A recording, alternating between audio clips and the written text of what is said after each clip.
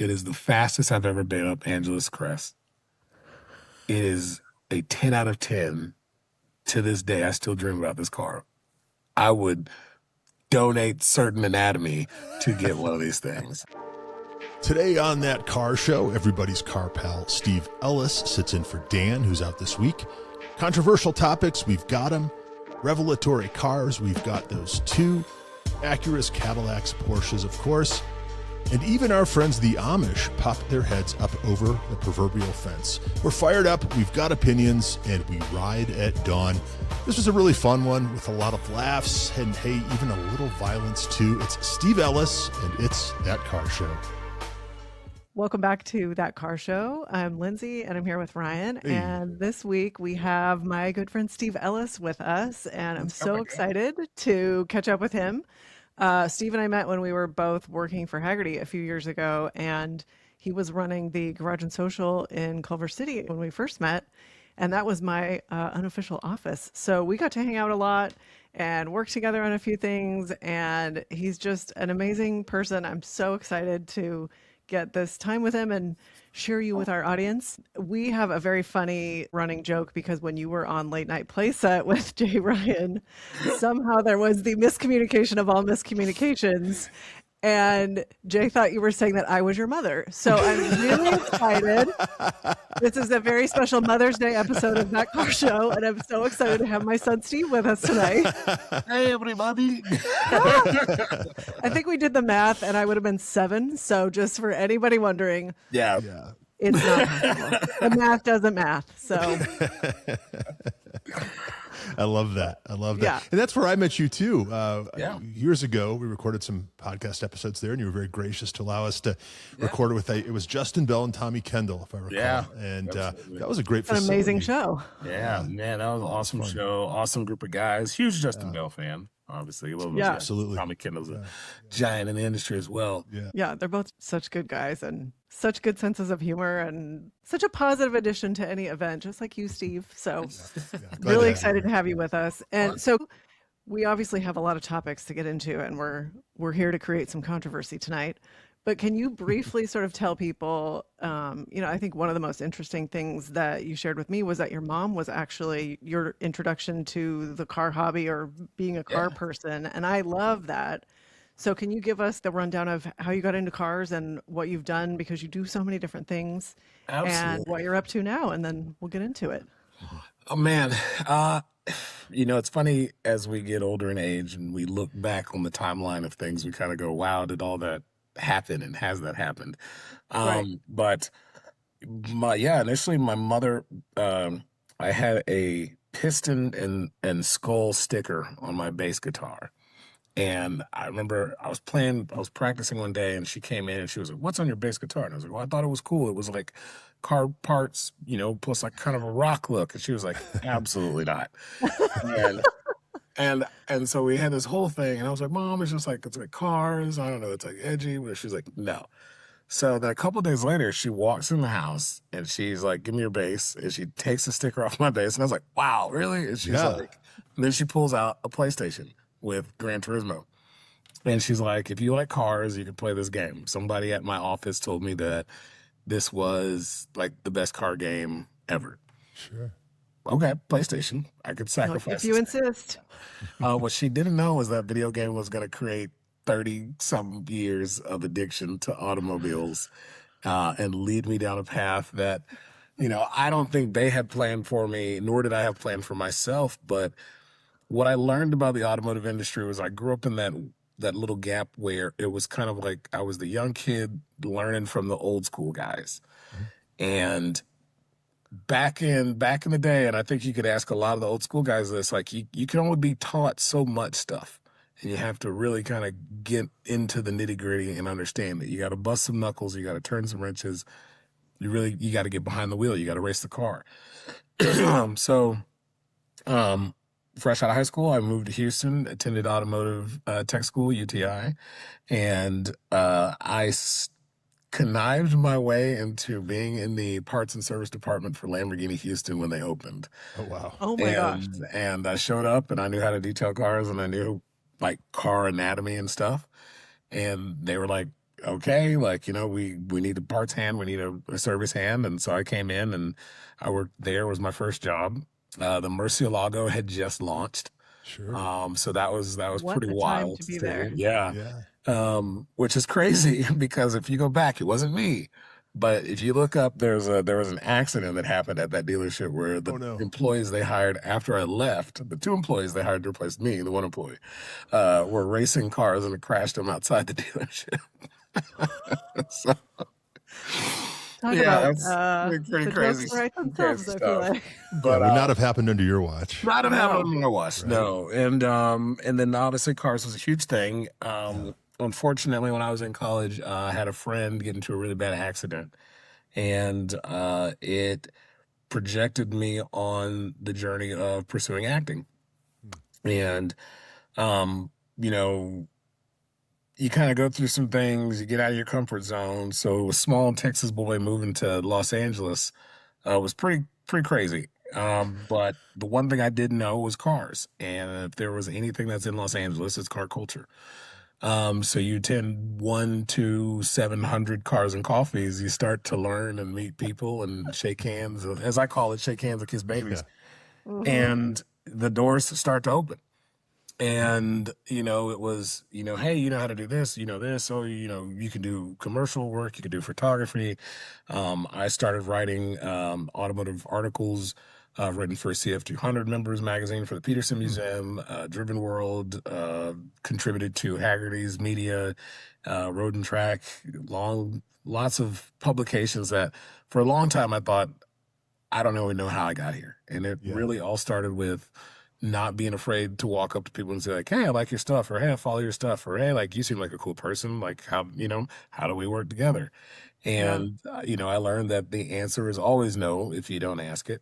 And you'd be amazed at how many yeses you get when you do ask. So I've just learned to ask and ask and ask. And then when I don't get what I want, I keep asking. That's the key, that's the trick, though. I think that's the secret of success, right? Yeah, I mean, it's especially in today's day and age where everything's digital. I think the in-person approach means that much more to people. It does make people Yeah. more memorable, makes people more engaging.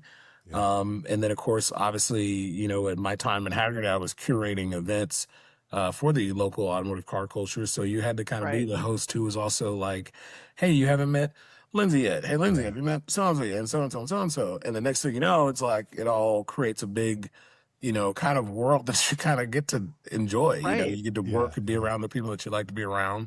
And then the common interest is that we all like cars. Yeah. Yeah.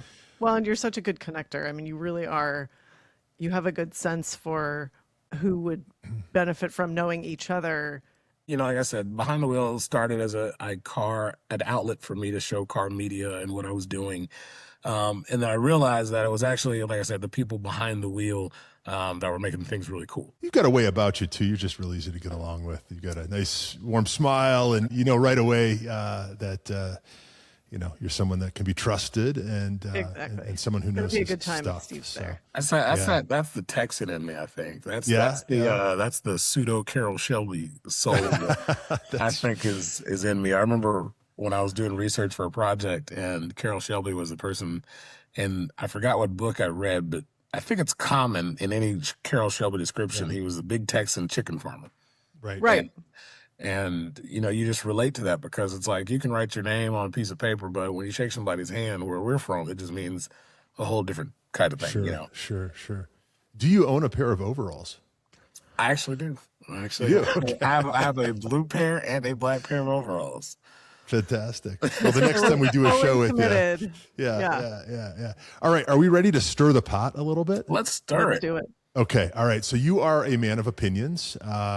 In fact, the whole reason we connected on this is you were pretty vocal about a certain car that's been in the news. So I'm going to throw out a few controversial automotive topics, and I want your take, and we'll go from there. I think you can guess the very first one. Oh. But that's the Ferrari Luce. You mean the Ferrari iPhone on wheels? Listen, And there we go. You heard it here first. I'm gonna be blunt, man. What WTF? I mean, I only say that because it's Ferrari. Yeah. If this had been, honestly, it could have been any other manufacturer. I think we would have just gone, okay, this is the Right. latest and greatest. Yep. But it's Ferrari. Ferrari has been, since its conception, the pinnacle of the prancing horse in motorsports, refinement, design, elegance, performance, and Distinction, none of yeah. that is in that vehicle. Yeah. I've listened and reviewed every review, and I think the astonishing fact that I take away from it is that there's not any honest criticism about the car from a single outlet that I've seen. And I get it, not that I'm saying you bite the hand that feeds you, but I, again, grew up with the old school guys. It was say what needed to be said. And I think if you look at the comments on any post about that vehicle, that's what needs to be said. And it's appalling to me that there's not a single automotive professional that is voicing their real opinion on that fact. I mean, the car is atrocious. It does not represent the brand in any way. No. Do we hate EVs? Absolutely not. I mean, I've driven some EVs that have actually made me rethink the automobile and how to enjoy the automobile. Mm. But from Ferrari, that was a huge disappointment. Yeah. And Well, and it's, yeah. so, yeah, I mean, I could keep beating a dead horse, but I just feel like that's just it right there. As we said, a dead prancing horse. Yeah. We did there. You say we did there. It's I think we've talked about this a bit before, but and you alluded to this, if there was any brand that was sacred, right, it's Ferrari. It is. Yeah. We can give a little with BMW or whatever, Yeah. but Ferrari's always stayed the course, right? In a way that's, I think, unique. And to your point, there's no heritage baked in. Yeah. There's no soul. There's nothing. We asked the question, what is Ferrari? I don't know what the answer is, but there's none of that in this thing. Well, it's not this. To be honest, they could have made the what is the SUV, the Persongway or whatever it is. Yeah. That could have been EV, and I wouldn't have known it would have batted an eye because that's still a stylish looking vehicle. Right. Right. It's not like they could not have made an attractive vehicle. No. What's shocking here is that they chose to do this. Yeah. And that they Right. believed that this was the direction, I guess. And if there's anything about Ferrari and you get to that very niche high-end market, you end up having to buy a certain vehicle to make you eligible to purchase a second other vehicle. And I can only imagine that's going to get force-fed down people's throats. And it's going to be, oh, how do you buy? You bought one of these. Well, I had to get one because I wanted the SFXX++. You know what I'm saying? It's like, Right. so. Well, and is that what Ferrari wants? Like, I would imagine that's not what they want the follow-up answer or like the next line to be. Yeah, I bought one because I had to. Like, that's not the slogan any, manufacturer wants. They used to say that about the California. Yeah, that's right. That's right. Like you had to buy the California, you had to buy the Rome, and those are great cars. And even still, the California being the entry level Ferrari is still a beautiful car in comparison to this thing. The Persongway too. It might be a Ferrari Outback, but it still looks like a Ferrari. Yeah, right? it still looks This like thing a Ferrari. looks like nothing. Not Alfa Romeo. Aston Martin several years ago faced a similar dilemma. They came out with a Signet, which was say that again, Signet, which was based on, what was it, the Scion? Car? I thought it was a smart. No, you're right. It was a Scion. A Toyota, right, or Scion? Yeah, the Toyota IA something or something like that. Yes, like a car that's perfectly square from above, right? It has Yeah. a perfectly square stance, but they did a good job with it. In fact, I think they even stuffed a V12 in a couple of them, right? Just for good measure, right? And yeah, it looked like an Aston Martin, grill tacked on, but it at least it looked like an Aston Martin, and they were very, I think, transparent with why they did it, and nobody's knocking the EV part of it. I think what everybody was shocked is that they thought that was an acceptable design. They thought that the ergonomics of the interior were acceptable. They thought that this platform was acceptable when nothing on the lineage of Ferrari would lead or even point to that direction. And it's not like this, again, did they need an EV? Does every brand need an EV? You can argue regulations and we can get deep into the weeds on that. Sure. But again, the Roma could have been an EV. The Persongway could have been an EV. I'm probably ruining that name, but there are several options that could not have been what they did. Right. And it's just appalling that they thought that was acceptable. And what's crazy is that this follows what Mercedes released, which was also a very God. unappealing design of a Yeah. car. Yeah, that was something. No, I thought we had it bad, then. I thought that was the litmus test for automotive journalists everywhere. But, all we had to do was wait a week, huh? Yeah. Ferrari's like, Yeah, hold my beer. hold my beer. Yeah. Or hold my Peroni, as we said on the show. But, Exactly.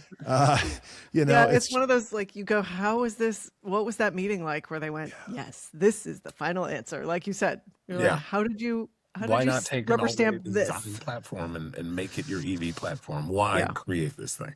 And again, Well, you make a good point about, like, there is so much discussion and controversy and, like, engagement, if you want, about EVs, and, like, people have very strong feelings. And I think it is a commentary on, like, sort of the, let's say, the shock factor of the design, that nobody's even talking about the fact that it's an EV, really. Like, yeah, and my argument that I still am 10 toes on with EVs is, why are we limiting the design language? Here we have a platform that is unprecedented in the automotive industry, could be designed in so many different variant ways, yet they all seem to come out looking like jelly beans. If I had to pick one and we lined them all up and we took the badges off, you would argue that the Lucid Air looks just like a Tesla MS, which looks like, this and that. And I'm sitting here going, like, I remember watching, there was a documentary on, I want to say Lincoln or something. It was like the Lincoln Continental. And they were talking about how the Lincoln Continental was its anomaly of a design exercise because it was so long and it was a convertible and it made the chassis so weak because of the length and rigidity and whatnot. And I'm like, well, an EV doesn't have a transmission tunnel or anything, and so it has a really strong, solid bottom. So why haven't we seen any beautiful EV convertibles? Why haven't we seen any beautiful EV coupes? You know what I'm saying? It's like, why are the EV trucks gargantuan? There's so much, I feel like, ways to explore design that we've been limited to by the traditional combustion engine layout of a vehicle, and everybody's afraid to do it. They just keep drawing circles in that windows. That's it. So it's like, I like, Cadillac, the Celestiq came out with a beautiful EV design, and they have this beautiful convertible. It was a yellow or whatever. Beautiful car. Yeah, they had it at Pebble. Yeah, where was that? Where are our EV Mustangs, EV, the cool stuff, man. And it's like, I'm not knocking the EV, because at the end of the day, it's just propulsion. But it's now, if you're going to take away my sound and the rumble in the field and give me jaw-breaking looks, you know what I'm saying? Yeah. I remember that when, the dawn of EVs, it was going to be this skateboard chassis, and it's going to be the return of coach building. Do you remember that? Yeah. The return of coach building. And then Ferrari goes and fires Pininfarina. Right? And look at them now. And then they hire a guy who's been making the same device for 22 generations. Even the iPhone isn't quite so cutting edge anymore, right? That basically looks like the same damn thing. Square screens with circles on the back of it. It's not to knock it. I really hope that my harsh words are more encouraging than they are stings, because I want to see the cool cars. I want to see an EV. We were promised the Tesla Roadster. We never got that. We've yet to get an affordable, cool EV. I mean, let's be honest. What's the Rimac Rivera? Dumb, gorgeous car, but it's $3 million. That's it. It's like BMW hasn't even made a M3 convertible or EV-like comparison car. There's just nothing that's enjoyable. And I've been down that road, because I literally told myself, if I sold the fun car, what would be the modern day car to drive? Because everything's fast as hell now. It doesn't matter. Everything's got 1,000 horsepower or at least 500 horsepower now. Sure. So speed isn't the question. It's, if you sit in traffic and you're looking at everything beside you, it's gray, it's white, it's black, and it looks like a jelly bean. If you were in the 90s, if you were even the 2000s, even the 80s, 70s, there was color, there was flares, there were fender, it was design, there was uniqueness in the automobile. And it's kind of like, I saw a meme recently where it was like, McDonald's in the 90s or something. It was colorful and shit. And then it showed McDonald's today where it's like a drab, all the colors gone. Like Yeah. that's happened to cars. Yeah, And that's a I great think analogy. that's because unpassionate automotive people have become designers, or they've become marketing specialists, or they've become these product people that go, this is what people want. And then clearly that's not what people want, because then your product gets dragged through the trenches like the Ferrari did. Yeah. Right. Is this a turning point? I mean, is this where we sort of reject this and things start to get good again? And does Ferrari just table this design and start fresh? Do you think they're going to keep trying to push it through? Where do you think we go from here? If I was Ferrari, I would just make EV versions of the production vehicles I have. I'd make an EV Roma. I'd make an EV, because if you're gonna make me buy those entry level Ferraris anywhere, and then just keep them electric, I can buy a E Corvette or a E Bentley Continental, or hybrid, whatever you want to call it. That's what I'd have done. I don't think that vehicle should have a place in the Ferrari lineage. I would like to think that if I drank enough tomorrow, that I would black out and forget that ever existed. That's what I would like to do. Yeah. With any luck, right? With any luck. And people bring it up, and I just like spasm and pass out. I don't know. It felt like a bad dream. Like this couldn't possibly be true. It felt like an April 1st joke. Yeah. And the number of people that were like, please tell me this is AI. It's AI, right? and man, that's a whole other book of worms. AI in the automotive industry. I know. Had you asked AI to do that car, it would have been better. And that's the sad part.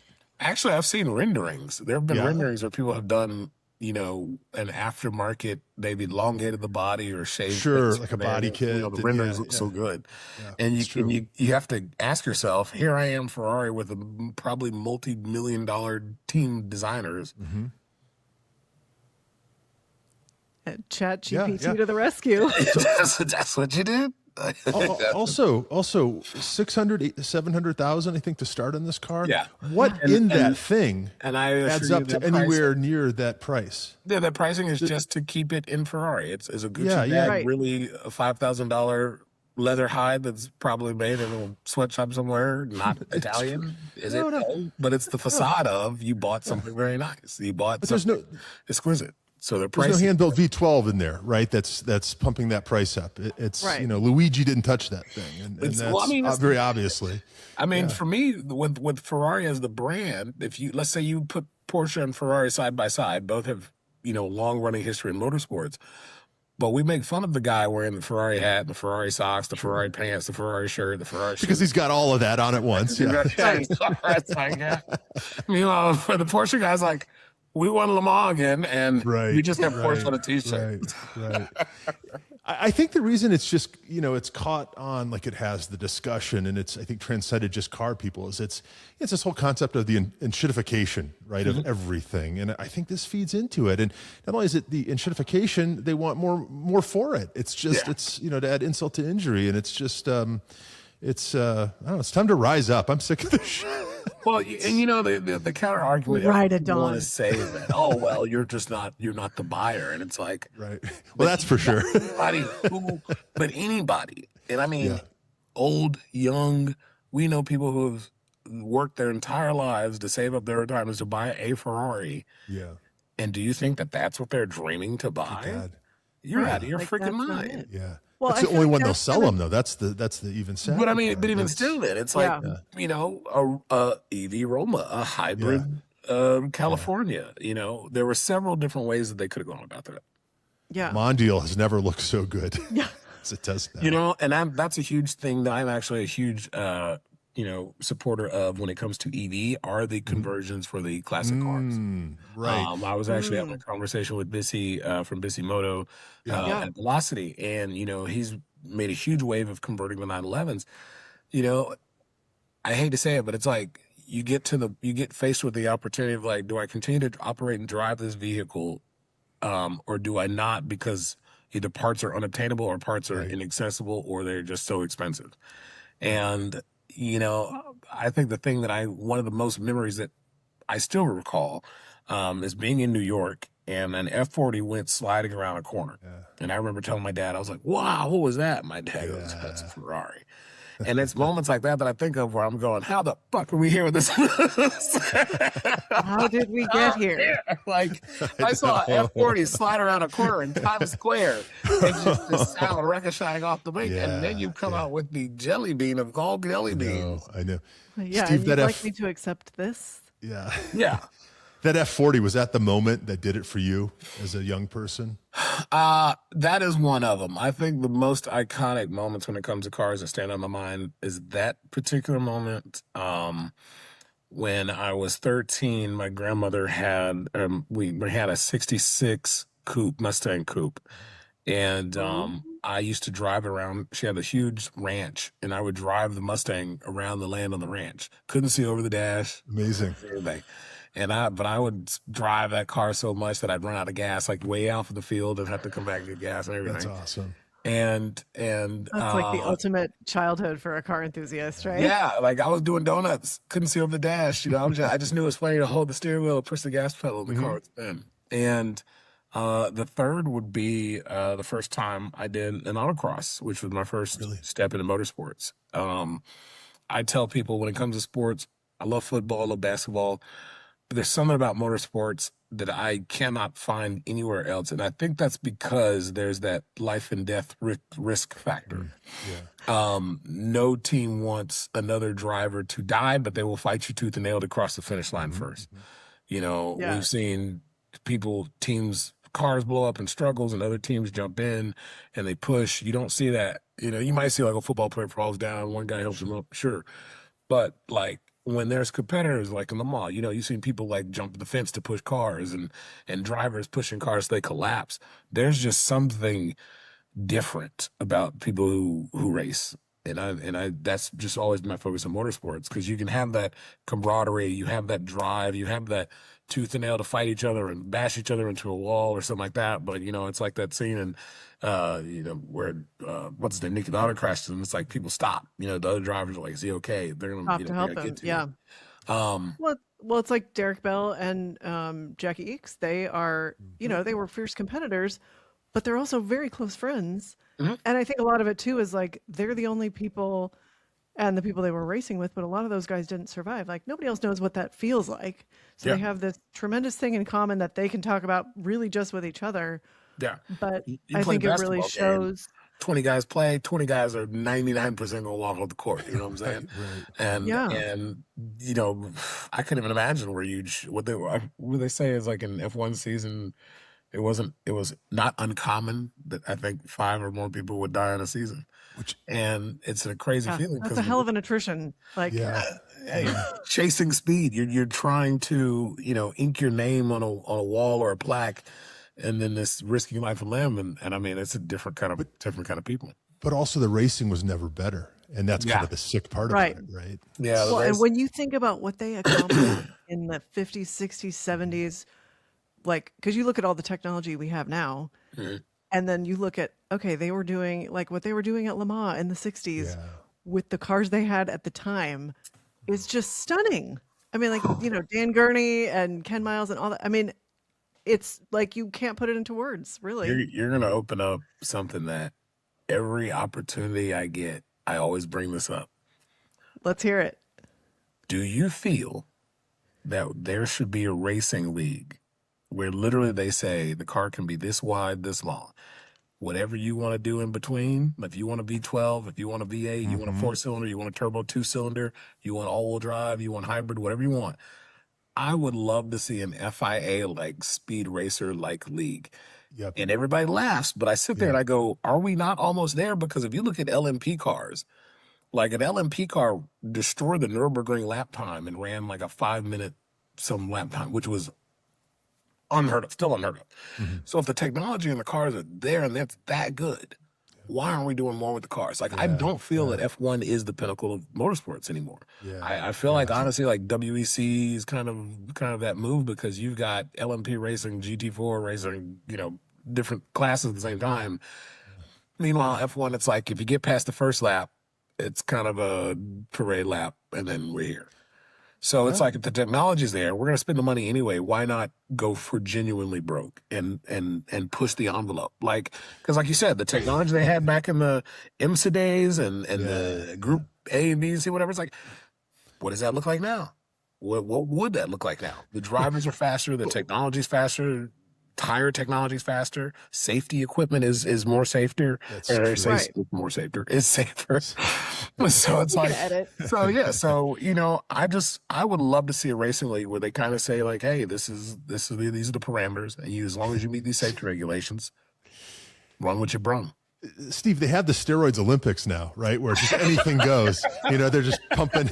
This is the automotive version up minutes before the competition. Like this is that for cars, right? Why the hell not? I asked that because look, we have all of these amazing vehicles that have been recently created, but they're not raced. They're just rich boy play toys. Yes, like, find me a racing league for the Bolide. Find me a racing league for the McLaren Solus. Find me a racing league for the Zonda R. That's the kind of Zenvo. The Zenvo. Like the car. There's so many way cool cars now than there used to be. Right. So why aren't we doing more than what we do? Well, and especially when you look at all of the engineering and intention that goes into making it as aerodynamic as possible. You know, all of the everything. And unfortunately, and you and I talked about this a lot, and Ryan, we've all talked about it a lot, sort of in pairs, is they get parked and they're expensive art, which there's nothing wrong with that. Like Jay Leno says, he's like, these are rolling works of art that if you need them to, they can drive, which is great. But we all are also like, we love to see them driven. That's what they were made to do. Yeah. And that, that F40, seeing that come around the corner as a kid. And then, one thing that I really like I daily drive 95 Nissan Skyline GTR. Yeah. And that was because it was like, that was my F40, that was my Gran Turismo dream car. And the best thing, everybody's like, what's your favorite thing about the car? And it's when I'm zoned out and I'm just behind the wheel and I'm like at a light and I'm just like, it's a normal car. I'm in traffic and I look over and there's some kid losing his shit because he's like, oh my God. And he's like I've had kids run out into traffic to take photos. I've had to like pull over in gas stations because like kids are like, oh my God. And it's like, or 50-year-old man, as the case may be, but yeah. Well, it's the excitement that the car brings, you know what I'm saying? It's like art is great, but I can't, well, that's, I can't drive my Mona Lisa. I can drive my F40. That's it. If you don't drive it, it's conceptual. Yeah. Right. And even Jay Leno, when you bring him up, Jay and I have some weird run-ins in my time in LA. And every one of them, a kid's like, oh my God, because obviously he's driving something bananas. And the first thing he's like is, jump in, open the door, da-da-da-da. And it's so funny to me when guys are like, oh my God, don't touch my car. Oh my God, fingerprints. Oh my God. It's like, bro, a bird's going to shit on it anyway. Especially if you like if it's outside enough, drive it, enjoy it. I mean, that's what I love about Jay is that he does drive everything. Mm-hmm. Absolutely. Like gatekeeping to me, especially in the car world, is so ridiculous because you could literally spark or change the trajectory of somebody's life just by letting them sit in the seat. That is exactly it. That is it. Steve, that's actually it's not one of my controversial topics. It was a question for later, but can we chat about gatekeeping in not only the car community, but the car journalism community, the car content creator community, because we've talked about this with others, but it's a thing. And I think we do need to talk about it because God damn, people are proprietary sometimes. Some people are wonderful. Don't get me wrong. There are some wonderful people that we all know out there. But there's some other people that need to loosen up a little bit, huh? Man, I personally enjoy running into those people because then I kind of make it a point to like get around their hurdle. Yeah. And then when I do, and then they're sitting there baffled, I'm like, let me show you how. You know what I'm saying? Because it's like, man, just the LA experience that comes in my mind is something as an actor that always stung out in my mind is it's lonely at the top. And I was always baffled by that statement because I'm like, well, if I'm such a celebrity or you're so well liked or everybody wants to work with you, then why is it so lonely at the top? And I realize it's because it's like a self-preservation thing. It's like people will gnaw off their own arm if they think it's going to save them, not realizing that that arm is going to extend and retract and help you do things and do all this stuff. And so they see it in the short term. There's Yeah. like an intimidation of, well, if I bring you along, you're going to take the jobs from me and da da da da da da. Bro, I'm not doing the same job as you. I might do a different job, and then there might be an opportunity to say, oh, hey, guess what? I can bring so and so along for this job, and then it's kind of like the sling effect, you know. You throw me Right. ahead of you, I'm gonna reach back, I'm gonna throw you ahead of me, and keep going until we get to where we want to be. And I feel like if more people thought like that, you know, you just get a lot more done. You don't kind of one person can't, you know, yes, you're the race car driver, but you're gonna have the guy changing your tires and the guy checking your brakes and making sure you know stuff does what it does. It's not a one person job, and you got to think about life kind of like a race team. You know, it's like you can't see the weather when you're doing 100 miles an hour down the Mulsanne Straight, and that's why the guy on the radio comes around. He goes, "Hey, guess what? You're about to come in the rain." And you know, and then you're like, "Oh shit!" Then you pull in the pit lane. Now you got to get rain tires. It's not a one man show, and life is also not a one man show. Or Incidentally, I think a one woman show. No. But it's funny that the Venn diagram of the people, the gatekeepers, and then the people sucking Ferrari's toes right now are you know, there's a lot of crossover there, isn't there? I mean, listen, I've as a writer for something, and I've had people say, "Oh, you can't really say that," and I'm like, my word isn't law; it's not definition. Right. What you've asked for me is an opinion, and a lot of people have seemed to lose their opinions because they're afraid of losing the next opportunity. But I'm like, but the opportunity comes from the honesty. Like, you know, I can say I'm a motorsports fan. I like EVs. Now, do I like the Tesla Model 3? No. It's like, okay, but you know, that freaking, what's that dang thing called? The Rimac, you know, the Rimac, is really, really, really, really sick, you know? Yeah. And you just kind of like tell people all the time, it's like, you know, I consider myself a professional amateur photographer. I have photographer friends who have literally shot some things that, in my opinion, are the most amazing photography you've seen, you know? And they don't have the following or they don't have the thing. And so it's like, if you give an opportunity to say, you know, I've had companies will say, man, we wish we would have had a photographer. I'm like, I can have you the best photographer in the next hour. Yep. And they show up, they shoot, and they're like, where's this guy? And I'm like, he's been at home in his pajamas playing PlayStation, but but he's a great photographer. Yeah.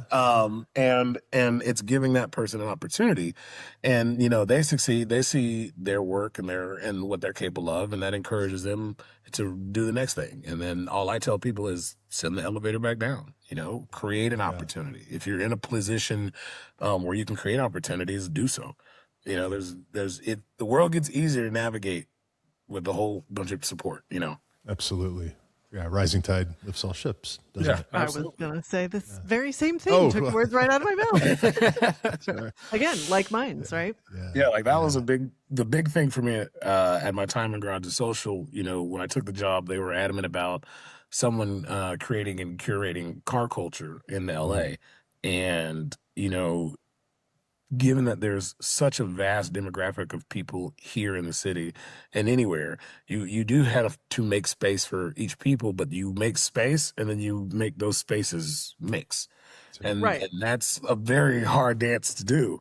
But it's something that I very much enjoy, you know, because like I said, my mother was a huge component for me in motorsports. One of my favorite pictures, there's a picture of her holding me up while we're playing Outrun. And she would do the gas pedal and I would do the steering wheel. And so, you know, women in motorsports brings a different level of competition than what just a normal guys to guys can batter. And I always tell guys, I'm like, if you're intimidated by a woman behind the wheel, then nut up and man up, you know, like if you're faster, if you're better, then go show it, you know? And that's a beautiful thing, right? It comes down to, you know, yeah. Can you do it or can you not? Yeah, can you not? And I think all forms of competition, especially motorsports, equal the playing field. Because at the end of the day, it's like you're fighting the physics of, you know, tire strength and engine durability and human strength and mental capacity. And there's so many things in motorsports that lay into it. And so many different moving pieces that make it such a unique sport in my mind. You want to move on to another controversial topic? Yeah, let's do it. Okay. Controversial automotive topic number 2. Is it ever okay to cut the mustard? speaking of rich guys and fancy cars and cars We're wading into the mustard, are we? All right. I'm gonna run into this The one. mustard is hot. See, I think last week our show was Dan doing his darndest to stay on Ferrari's invitation list, and I think this week we've decided to go in the opposite direction and just I know I'm knock not. ourselves off of every I know list. I'm not. Listen, my saving grace is I'm hoping that Lewis Hamilton's like, hey, black guy, you can come fry. You're like, at the very least, I'm gonna. Lewis. No, so man. First off, how do you look in a cape, Steve? Man, wait, ask the question one more time. Let me just think about this one real quick. Sure, because there's a lot of baggage with this question at the moment, but I think it must be said, and I have my opinion. I know Lindsay has hers. Lots of people voice their opinion. But you've got this GTR. I mean, you are a performance driver. You drive the roads in Southern California that have, let's say, been in the news lately. Yeah. Is it ever okay to cut the mustard? I feel like this is one of those moments where they're like, "Hey, that's I'm I'm so glad you asked." I'm going to answer this question as unfiltered and honest as possible. Please. On a But public, we still have a show, Steve. listen. On a public road, yeah, the whole purpose of not cutting the mustard is that in Angeles Crest or any of these canyon roads, you cannot see in certain parts. Right. In those moments, I definitely say do not cross the mustard. You need to drive as far as your eyes can see, and not as fast as you can go, but as far as your eyes can see. Have I cut the mustard before? I'm not gonna lie to you, I have, but that's been in the site where it's like I can see miles down the road. I'm not trying to cut the mustard on a blind corner. I'm not cutting the mustard on a section of blind corners. I need to fully and clearly see if I'm going to use the different apex or undulations of the road. I have been in the lane where I've come around a corner. There's been a car in my lane. Yep. And by the grace of goodness, we have not collided and whatever went on. It is a heart-stopping and gut-wrenching moment because your life literally flashes before your eyes. Yeah, there's no You margin. don't know. Yeah, you don't know what's going on with that person. They don't know what's going on with you. You're up here for a Sunday drive. You're thinking you're going to go home, have dinner, move on about your day. And somebody's poor decision can change that. So in that proponent, I 95% say absolutely should you never cut the yellow. Now, in the event that you can see clearly ahead of you and you know that, okay, that this is deemably safe, sure. But, regardless, the public roads are not a racetrack. If you feel that strongly that you're trying to set a race time, take your ass to the racetrack. Half these dudes that I find on the canyon roads talk about how badass of a driver they are, and they can't tell you what a proper apex of a corner is or what late braking means or any of that shit. That's it, isn't and it? So it's like, take your ass to a racetrack. And anybody who I know who is driven on a racetrack, and I'm not going to call out a particular quote unquote self-proclaimed race car driver on Instagram, but if you are a genuine race car driver, you would set the example, and you know that driving like that on public roads is not acceptable. Yeah. So, I mean, I'll fight everybody. I don't really care. It's just my thing is, I think what should be first and foremost is safety. Second should be, being able to go for a drive and also get home safe. And, if that means you have to stay in your lane and you can't go as fast as you can, then so be it. I tell people, if you're in the canyons and your tires are talking too loud, you're going too fast. And if you need a higher compound tire, get a higher compound tire.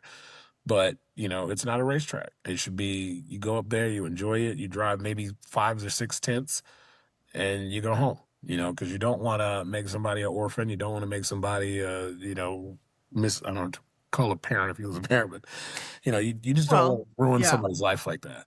That's the thing. Because you can't undo that. Once that's done, if you impact someone's life and family in that way, like, that's it. Yeah. And, it's one of those things where social media nowadays has given people a platform. How you use the platform is important. I try to be mindful about what I post and encourage, because obviously some people can take it a certain way. Like, do I think street takeovers are a great thing? No. when I was a kid, was I doing donuts in a parking lot somewhere behind a Lowe's? Absolutely. But I think the difference in the culture is like nowadays these kids they're doing it for the clout or the Instagram fame, or they're trying to get famous off of likes and shares. And so they're willing to do more extreme things, unfortunately. I mean, like, there's no difference. We were doing burnouts in the street. We were doing donuts. We were egging houses. We were doing all that. It's just now everybody's got a camera and everybody's got some kind of, desire to get notoriety. When I think back at our day, we were just doing it for the sake of fun. Right, like for the love of the donuts and like Yeah. being in the car. I mean, even street racing, we weren't street racing in the middle of, the daylight in the middle of a busy street. We were like in a industrial area far away from everybody, Right. I think that's the difference. Like you said, like if you're doing donuts in a parking lot, that's a hell of a lot different than taking over an intersection. Yeah. Where again, people are just trying to go about their day and get home. Or and I mean, done what they need to get done. Yeah, and I think there's a man, I'll be honest with you. I think it's when we stop whipping kids. Cause what is it? Bring back like corporal punishment and public shaming. I would argue every one of us up here has gotten the whipping every once in a while. Ladies and gentlemen, he's from Texas.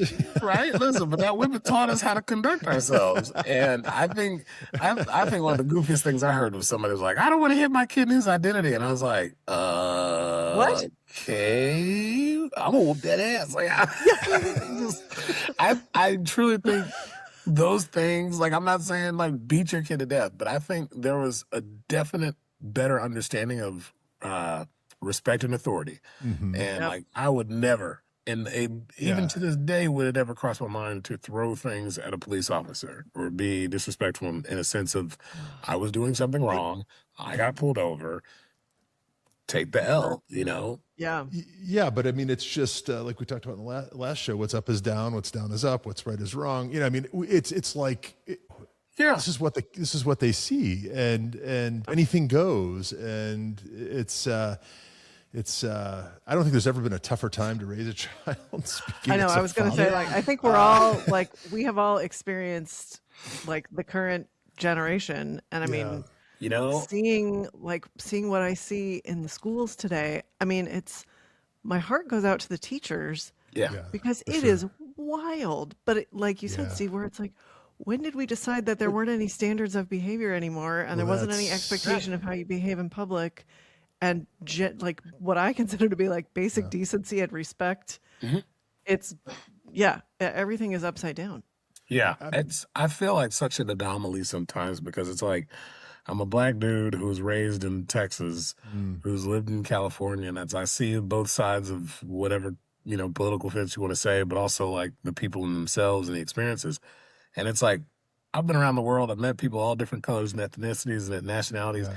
We're all the same. It's like, and it's crazy the stuff that separates us, which is why it's awesome that cars, it's like we can argue about which car's the better car, what brand's the better brand, the Corvette's the best thing, the Porsche's the best thing, whatever.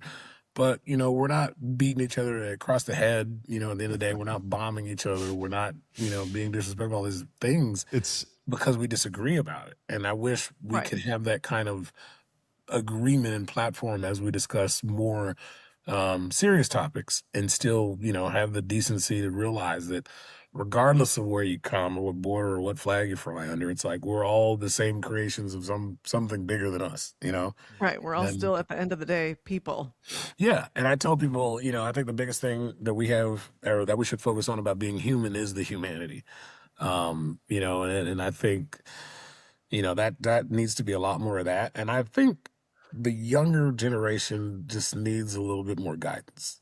Because I think, I think about like... Yeah, and I mean, it's like, because all they have is what they see on their phones. I know. What's popular, they look to their phones. What's hot, they look to your phones. Yeah. It's like I see a big increase of, vocational work and vocational school because now these kids are so bored with technology, they're trying to get back to like the physical. Totally. They're like I trying to need learn some how tangible feedback. Yeah, well, I mean, it's like they're trying to learn how to like make cabinets, and it's like everybody in COVID became a baker. It's See, like the Amish people had it figured out this whole time, Steve. I'm telling you. They're just sitting back with their non-caffeinated, non-alcoholic beverages, being like, nice. The child beatings, the cabinet making, the clothes, but the butter and the Amish furniture comes out pretty good. Though. Have you ever tasted a better cinnamon roll? Come on, it's. I mean, that's the truth. It's like that's what's kind of wild is that like I said, the tech is getting so overwhelming that people are going back to the physical attainability, and I think we're seeing that too in cars because now, the younger kids are starting to not be concerned about what's the newest and latest that they can buy. Yes. They're starting to be like, what can I fix up now? What grandpa passed away. He had this really weird car. Let me restore it. I'm seeing a lot of cool social media posts about like, hey, inherited this car. Or, hey, I bought this car. Or, hey, randomly decided to pick up this car and now I'm having to deal with its issues. And this generation, mine was kind of like the internet forums and we had like some YouTube stuff. But now it's like they're all tech is like, how do you do this? ChatGPT, how do I change the air filter on a 1966? You know what I'm saying? Yeah. They have the technology. And so it's cool that they're kind of getting back to some of that physical grassroots stuff in motorsports and cars. That's it. Well, and I say before the technology to support like an interest in the vintage cars. That's really cool. Mm-hmm. Yeah. And, I always bring up that point too, where the reason I like to encourage design and competition in cars is that what hasn't been thought of yet or what hasn't been seen could be just one person's idea. I mean, I'm trying to find an exact example in the moment, but it's like there's such opportunities where somebody could step in and say, hey, let's make this better, or hey, let's do something different. And it starts a revelation, it starts a whole different aspect of the car community. Speaking of revelation and speaking of sort of going back to the basics and manual and all that, I did participated in the Rocky Mountain Automotive Press spring press drive, I guess is what it's called today, where we got to drive about 25 different cars, right? And spent about 30 minutes in each one. Didn't get to drive them all, of course, but I drove a car today. So much fun. That was a revelation. Oh. And now, a lot of these cars are daily drivers and stuff, right? You've got the Subaru Foresters, fine car, that kind of thing. Kias and, the new Telluride and the Honda Pilot and, some other cars. But I drove the new Integra. It's the A-Spec with a manual transmission. Oh. I don't know if either of you have driven this car, but you need to go drive it. This car is everything that I didn't know that they made cars like this still, right? 200 horsepower. I think one of the world's best manual transmission interfaces. Everything is light and to the touch. It's like a sewing machine. The car is built like a vault. $44,000, which I think is cheaper than the average car right now. And 200 horsepower doesn't sound like much compared to the electric cars and all this other stuff. But I drove my first GT3 RS yesterday, 991.2. It's a car that I've always liked. I've driven a lot of the standard GT3s, great. I really enjoyed it, but I didn't talk a tenth as much about that GT3 RS as I did about this Integra today, because it is everything, Steve and Lindsay, the stuff we grew up with, like the Hondas of yore, right? Like the Preludes and the Accords, the manual stuff, right? They still sell that car. It's this Acura Integra. You don't even need the 300 horsepower one, the one that's basically the clone of the Civic Type R. You get this, I think it's the A-Spec. It's the 200 horsepower car. It's the best car I've driven in years. Speechless, Steve. Speechless. So, I'm without speech. But Steve looks like he had thoughts too. So I have driven that car. You have. In my long search of if I were to sell the GTR, what would I get? Mm-hmm. And I came down to two vehicles, two which are similar in the fact that both are four doors, both are manual or auto, but completely different cars. And as I scoured everything that was currently available, it came to my personal conclusion that these are the two best cars in the market. The Type S was cool, but I do have to say, if I was just kind of got to go that route, I would have to go ahead and get the Type S. I think that's what they call it. Or not the Type R, but the Acura Integra. Yeah, it's the Type S. Yeah, the 300 horsepower one. And then I'll tell you, I'm just going to say this. Yeah. I drove this car. I got one as a press car. It is the fastest I've ever been up Angeles Crest. It is a 10 out of 10.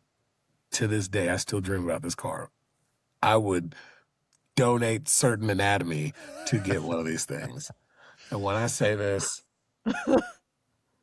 Cadillac CT5V Blackwing is the best car Okay. I have driven Well, now I've got to drive in one. probably Yeah. the last decade.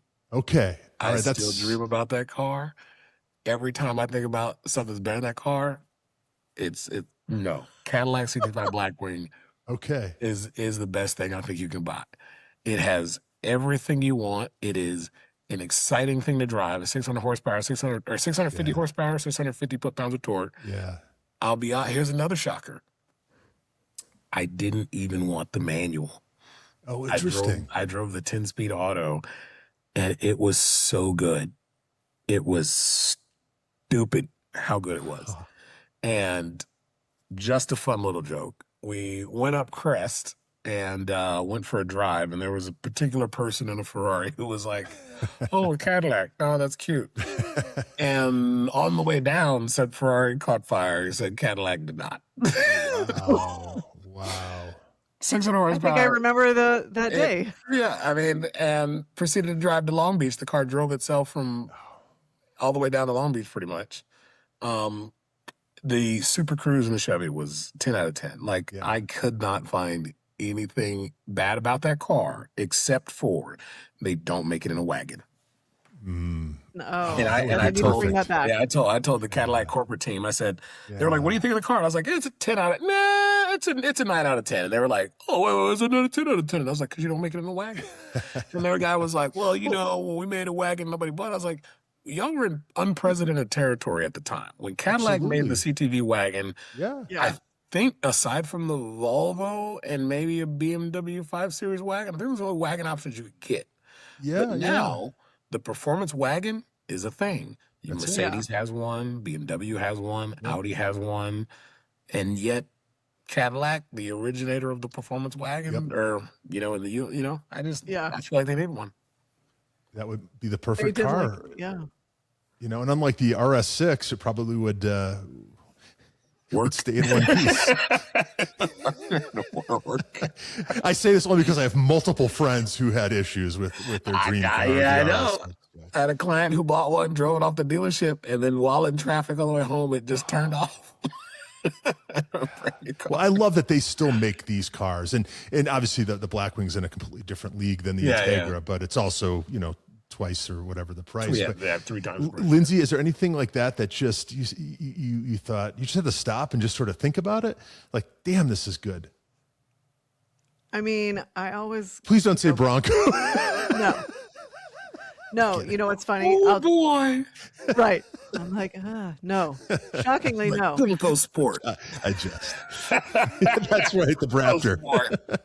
Oh, the Bronco Sport. Bronco Sport. This is the sweet spot. I swear to God it is. Bronco Sport is the car which shall not be named. Like, no, you guys tried the Bronco too. Why are we doing this again? Come That's on. right. Ghost of Bronco's past. So I will say that my daughter and I were at the park the other day, and I could hear this car like circling around town, and it was like a dog, smelling bacon or something. So I'm like, like I popped up and I'm like, I know what that is. And if you've talked to me before, you have probably heard me mention this because I had one of the GT350R Mustangs, the 2017s, and it was the most intoxicating, like, exhaust from the factory and just the whole driving experience. So that is the one that still has me in a chokehold. And it turned out because we were in the park. It was prom over the weekend for one of the high schools. And it's this beautiful park. You can see the lake. And there were probably 100 kids there taking pictures before the dance. And this one kid pulled into the park and he was in, I think it was a GT350, not an R, but still fantastic. And I was like, man, if you are cruising to prom in that car, you are just loving life. Yeah. But yeah, he's in for a good night. Yeah. Not a current car, but that's the one that just like, man, I miss that car. I've thought about getting a Mustang just because I feel like it's one of those like staple cars that you kind of have to have. Oh, I had a Mustang at one point, you know. I feel I was like gonna say you have to Yeah. check the box, and then sometimes they're so good that you're like, I checked that box, and at some point I will be rechecking the box because they're so good. yeah, I honestly like I would love a bullet Mustang. I've been really Yeah, Yes. I like keeping an eye out those. for like a bullet, Yeah. Yep. just green, subtle with the Yes. wheels, and That's what I Because it's want too, such Steve. and if you know, you Yeah. know, because they're very, like you said, they're under the radar unless you know what it is, and then yeah. it's exciting. Like I got to drive it was the early 90s when they first brought the Bullet package back. I got to drive one of the press cars, and I was Mhm. like, this is so much fun. Yeah, man. I thought they were just so great, you know. And then It's the new Dark Horse is really awesome too. It's a yeah. great looking I car. have heard good things. Yeah. Yeah. Yeah. We're almost at an hour. I know you've got a hard stop. We got to two of our controversial topics. I had 5 or 6 here. Okay, well, let's do But that. that's Come back, okay. Steve. Yeah. That's okay. We had a great conversation, and you talked about growing up on this ranch, driving, your grandma's Mustang. I think, and look how you turned out. I learned how to drive a manual. Lindsay, you too. I think we all turned out okay. I think the secret to a good kid is teaching them to drive a stick young. Yeah. Yeah. And they'll be on a Something great about that emotional trajectory. damage from your parent yelling at you, you're burning up the clips. What are you doing? What are you doing? And if that doesn't Oh, work, yeah. beat the shit out of them. But I was gonna say, like, so there's three tenets to raise a well-rounded, well-adjusted child who thinks critically is learn how to drive a manual when they're young, possible corporal punishment, and some public shaming just thrown in for good measure. But you're absolutely right, because when I was learning to drive a stick, there was one time I stalled it 4 times at a right turn, and I remember just the anxiety of ramping up, and there's a car behind me, and eventually they're honking, and my dad's going like, you got this, just do this, and me trying and it not working, and then you're building on like, well, I blew it the first time, and then you're agitated. Yeah. The formative experience of that, you build on it, right? That's Like, we all went through that. yeah, it's makes a man or makes a woman out of you. It does. 100%. Yeah, it 100%. does. Should we wrap know. this up? This is a Yes. good show. This was I fun. know. Guys. Well, you'll Happy have to be come back back. on again. This is great. We'll get to So more good to see questions. you. We'll talk. 3 and 4 on the next controversial topic. We'll just keep a running list of controversial topics. We'll be like, is it time to rile things up again? We need to have Steve come back. Oh, these are timeless, Lindsay. Don't worry. I that's figured. right. I'm like, I'm so we're gonna curious say now. them. We'll do the You got to next come one. back. You got to come Yeah. back. I'm down. You guys I let me know. know when, and I'll be All back. right. Excellent. This is fun. Well, thank you for Awesome, joining us, guys. Steve. And thank you to our audience for joining us this week on That Car Show. We appreciate everyone being here and sharing the show with your enthusiast friends. Please consider liking, subscribing, and of course, leaving a 5-star rating. We will always be grateful for that. Remember to always be driving, and we'll see you back here next week. Awesome, guys.